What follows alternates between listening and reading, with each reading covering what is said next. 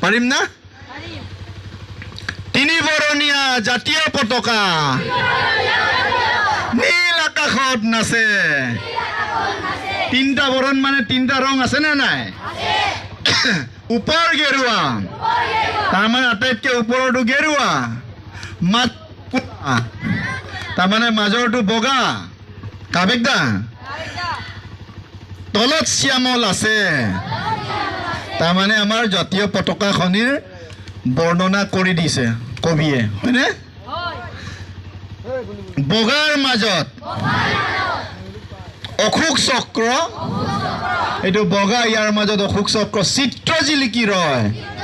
এনে চাবচোন, একদম জিলিকি আছে নাই বাজৰ চকাটো, হয় নহয়?